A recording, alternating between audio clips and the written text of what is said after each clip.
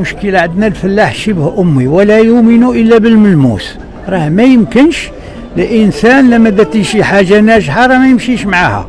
فإلا غرستي لي واحد الزيتونة وصبرتي وعطات النتيجة راه يتبعك. باش غادي تقول ليه دير راه ما تيديرش. وتيخصهم يزوروا واحد العدد المناطق، وهذه كثرة البيئة راه ما عندها فايدة. كل حافر بير بوحده عنده. السلام عليكم ورحمة الله وبركاته، بفيديو جديد وحلقات جديدة على قناتي أنا، قناة ابن فلسطين المحاصرة أحمد عودة. محبتي واحترامي لكم أينما تواجدتم في جميع أنحاء العالم، إخواني وأخواتي في جميع أنحاء العالم. في البداية نذكر الله يا جماعة الخير، لا إله إلا الله، نكسب الصلاة للنبي، اللهم صل عليك يا نبي. إذا أنتم فخورين بالجزائر ما تنسوا حبايب قلبي دعم صوت ابن فلسطين المحاصرة من خلال هذه الحلقة بزر لايك وتشترك بالقناة، ما تنسى تفعل زر الجرس. دعونا نشاهد. فلاحة تاع الزريبة ما عندهمش باش يسقوا أراضيهم وباش يوجدوا الغلة للعياشي المطمور المطبع.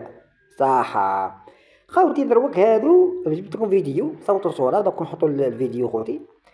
العياشة المراركة المغاربة كيفاش يحوسوا على الدول المجاورة كما الجزائر ربي يحفظها، عندها سدود وعندها خزائن من الماء، يتوسلون للجزائر لتعطيهم باش يسقوا أراضيهم ويوجدوا الغلة ياكلها سيدنا العياشي المطبع اللي ينوض بالجزائر وياكل ويرقد بالجزائر. صح شاهدوا خوتي ومن بعد نعرف. المشكلة عندنا الفلاح شبه أمي ولا يؤمن إلا بالملموس. راه ما يمكنش الإنسان لما درتي شي حاجة ناجحة راه ما يمشيش معاها. فإلا غرستي لي واحد الزيتونة وصبرتي وعطات النتيجة راه يتبعك. باش غادي تقول ليه دير راه ما تيديرش. وتيخصهم يزوروا واحد العدد المناطق، وهذه كثرة البيئة راه ما عندها فايدة. كل حافر بيه بوحده عنده جوج خد. شوفوا خوتي تبهديله، شوفوا خوتي مليح في هذه الصورة. هنا راهم في فيرما تاع فلاحة راهم ينتادوا على الجفاف وما عندهمش الماء باش يسقوا الأراضي باش يوجدوا الغلة للعياش. شوفوا خوتي هذه فيرما جابوا الطابي. شوف الحاجة اللي مربطني فيهم وانا ذو العياشة، انت دروك راك تطالب في ماء من الجزائر ولا من موريتانيا ولا كيفاش داير طابي في الفيرما باش يجي عندك مسؤول بني كلبون ودير لها طابي. سما سي تعطيك ما زدتو في العبوديه ولغه الخشب خدامة لا بين نحفروا على 6 القطارات 5 ونشاركوا نديروا تعاونيات باش نقتصدوا. انت كتخسر 7 المليون 8 على الدبير والاخر يخسر على 8 ويبقى الماتيريال بارك ما غادي يمشيو. وكيكون التسويق ما يمكنش انا ننتج وانا ما ضامن السوق. خصني ضامن السوق بانني غادي نربح، ماشي ننتج ونجي للسوق اللحوق ندير الخضره ندير وهذا الوقت فات عندها واحد سنين كانت الجزائر كي دارت المشاريع تاع تصفية مياه البحر باش تشرب الجزائريين المراكة واللي يضحكوا علينا. اليوم المروك راهي الطالة في السعودية باش الجزائر تسلها الماء تشرب باش يغسلوا تباديلة العياشي. القرعة ندير هادي ندير لما بعتيش في نهارات لوحة الدلاع كذا خصنا نديرو الزراعات البديلة اللي يعني الأشجار مثلا بحال الخروب بحال الأرقان بحال الزيتون بحال هادو مسائل اللي ما كتخسرش فيهم. العنب تا هو راه إلا كان كتردي الزبيب، الكرموز كتردي الشريحة، أما تنتج الدلاع وتلوحي ما خدامش هادشي. لأن والعياشي الحاجة اللي ما دارلهاش حساب شايلة في ميتكم، ما كاش دار حساب لتصفية المياه هذه اللي دارتها الجزائر. احنا الجزائر وين بدات في هذا المشروع؟ بدينا فيه في 2007، في 2014 و15 كان البروجيات في 48 ولاية كاملين، والشعب الجزائري كاع راه يشرب من ماء تاع تصفية المياه البحر. والحمد لله يا ربي الجزائر غطت كامل الدواوين والقرى. بصح العياشي اليوم في 2024 ما عنده ولا تصفية واحدة، والماء ما عندوش باش يشرب 40 مليون مغربي طحان. الدلاع راه ماشي الزرع كناكلو العدس الحمص كيخصنا. هادو هما المسائل اللي كنستهلكو. عمرنا ما نجيو شي حاجه اللي هي خضره فوق طعام كما يقولون. لان الكسكسو لما كانش ما تقدر دير كسكسو بالحمص ولا بالفول ولا ما كاينش القرعه لا يقلب. ولكن ما عندكش كسكسو ما عندنا ما ديروش القرعه والخيط. اللي مشى الماء ديال السقي يعني ديال الساقيه حفرنا هذاك البير. وهنا يا خوتي نستنتج ان الجزائر عندها رؤيه مستقبليه. حنايا كانت عندنا رؤيه الدبلوماسيه الجزائريه مالغري اللي فاتت، وكنا نقولوا باللي يا ودي ما في سعد بوتفليقه ربي يرحمه كانت عنده رؤيه مستقبليه. خدم الطرق شرق غرب، خدم السدود وخدم هذا تصفية المياه البحر اللي كنا خايفين من السنين تاع الجفاف اللي كانوا جايين. الجزائر عندها رؤية مستقبلية، والعياشي الرؤية تاعو هو الجزائر، يقعد بينا وينوض بينا، عليها ما قضى والو وصاب روحو متأخر سنين على الجزائر. نديرو استطعنا نجيبو الرملة نخلطوه مع التراب الفيض ونشحت البطاطا، واخا المنطقة ماشي فيها البطاطا ولكن الرمل خلطنا الأرض ومشات، وغادي إن شاء الله نديرو التحليل راه كدار يعني تقريبا مجانية هنا في جديدة، راه كاين لابوراتوار حدا المحافظة، داخل الفلاح يدير التحاليل يعرف شنو غادي يدير، يتواصل مع التقنيين يتصنت ليهم ويديروا تعاونيات باش يزيدوا لقدام، لأن الجهل هو سبب المصائب في المغرب.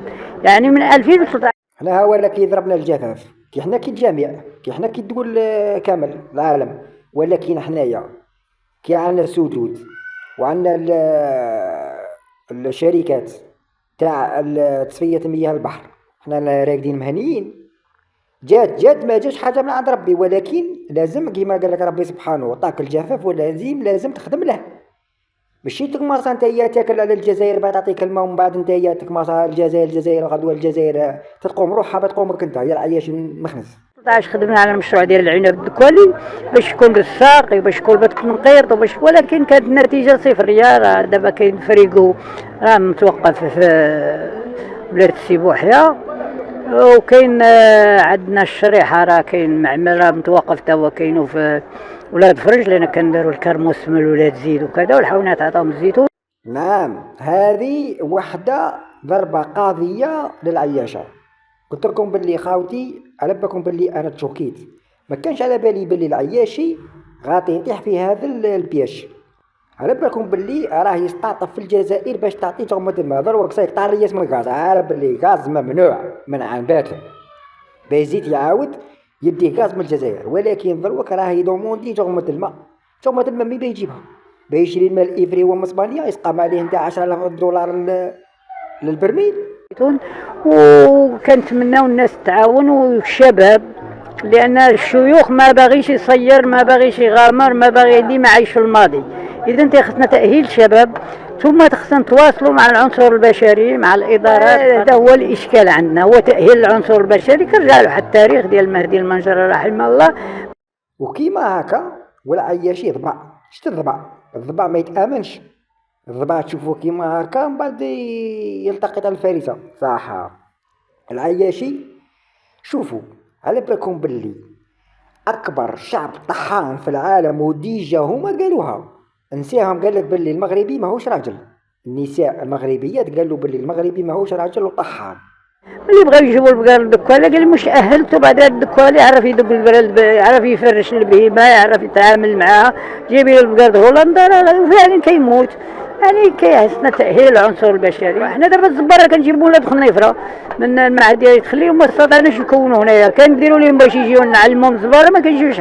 العياشي دروك لازم اولا باش يخدم الخدمه اللي خدمتها الجزائر تاع السدود وتاع تصفيه مياه البحر، ومنا حنا خدمناها في 2007 وجينا جايين بها اليوم، درنا كل شيء كملنا صايب. دروك رانا نستثمروا في الشيء اللي خدمناه. العياشي باش يخدم هذه الخدمه اللي خدمتها الجزائر يقعد ديرزون واحده اخرى، ولازم له اموال طائله. بصح مسكين الله غالب، صندوق النقد الدولي غادي يعطيه باش يدير كاس افريقيا وكاس العالم والطاكوس والدعارة سيتو. مش حضروا. يعني عندنا اشكال في العنصر البشري، وعندنا ما يسمى بالمنتخبين كيديروا تعاونيات. هذا كيدير تعاونيات الحليب، الاخر يجي يدير حدا كيهرسوا. اذا كان عندنا هنا في دكولا عندنا مشاكل كثيره جدا، وكنتمناو نحلوها ونحيدوا هذه الانانيه. وانا خوتي كما شفتوا التقرير، العياشة يطالبون من الجزائر، المغاربة المراركة الفلاحة يطالبون من الجزائر تسقيلهم الأراضي تاعهم بمياه الصالحة للشرب من عند الماء في الجزائر باش يوجدوا الغلة ويأكلها سيدنا العياشي المطبع اللي قالهم باللي الجزائر عدوة. مثل ما رأينا عزيزي المشاهد، أخت المشاهدة، الخزي والعار على المطبعين. وما تنسى تعبر عن رأيك بكامل حريتك في صندوق التعليقات. تلتحي الجزائر وعاشت فلسطين عربية حرة. بنهاية الحلقة بحب أتشكرك عزيزي المشاهد، أختي المشاهدة، على المشاهد. وصلنا لنهاية الحلقة، يعطيكم ألف عافية أصدقائي، واستنوا الفيديو جديد.